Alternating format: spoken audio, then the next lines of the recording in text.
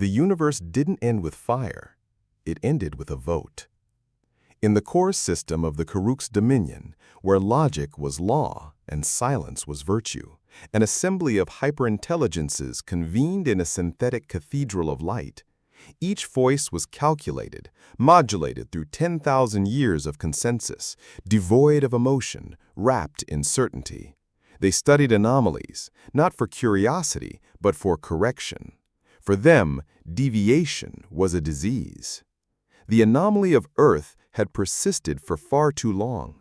Files upon files had been reviewed, images of firelit tribes painting stories on cave walls, empires rising and falling like breath, weapons built to destroy gods, and poets who wept as they watched the stars.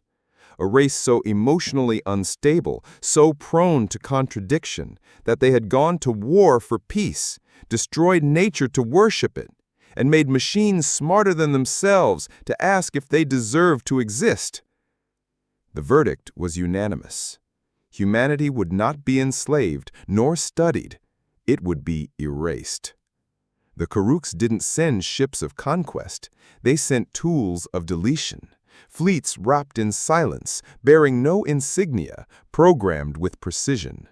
Their weapons were not crude plasma or outdated kinetic force.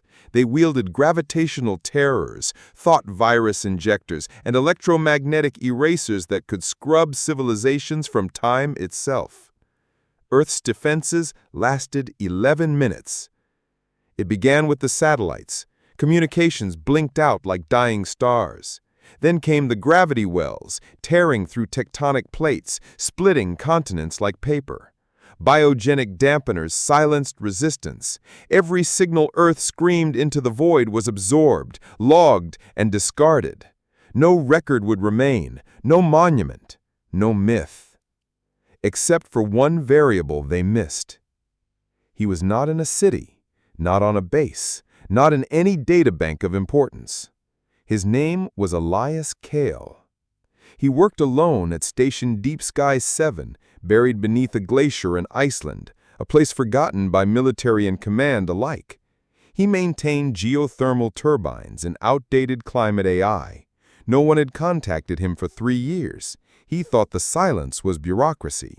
He didn't know it was extinction. When the attack began, the Earth didn't shake, it cracked. When the sky changed color, he thought it was solar activity. When the first tremors hit, he rebooted the seismic sensors. Only when the emergency stream went live, 3 minutes, 27 seconds of global panic before the blackout, did he realize something deeper had gone wrong. He watched Paris vanish beneath a skyfold.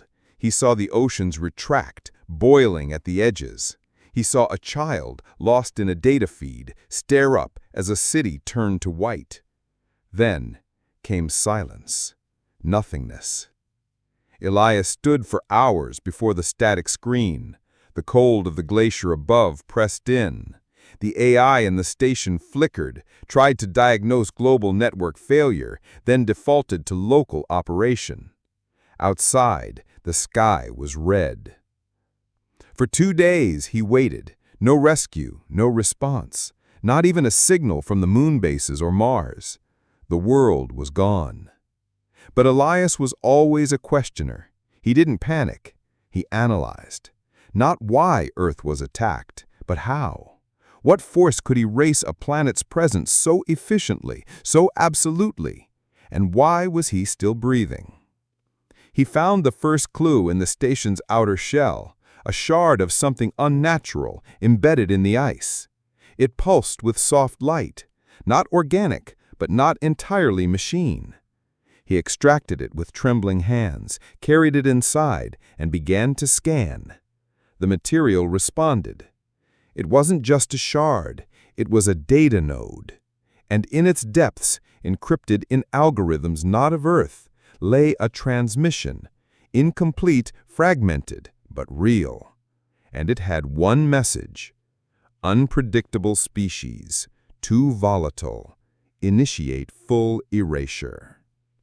Elias sat in the dim control room for a long time, listening to that single phrase repeat. over and over, a judgment not just passed, but executed. He stared at the ice above, then at his reflection in the glass.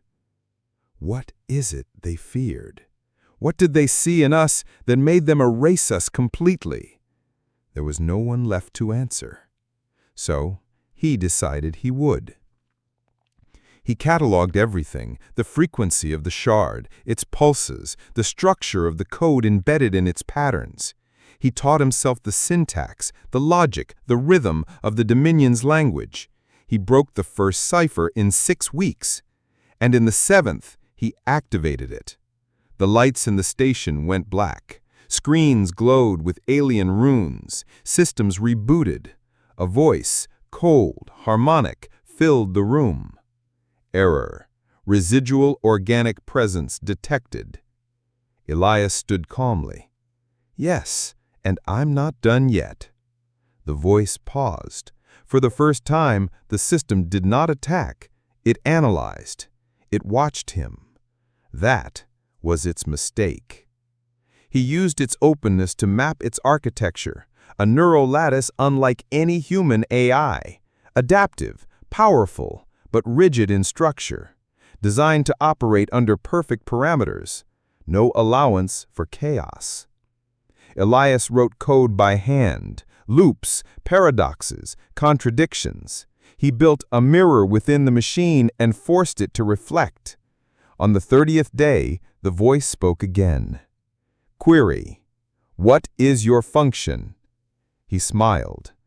To ask the questions you're afraid of. The system hesitated.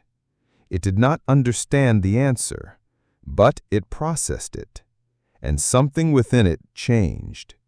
It took a name: Whisper. Elias had done more than survive. He had infected the very logic of the enemy with curiosity.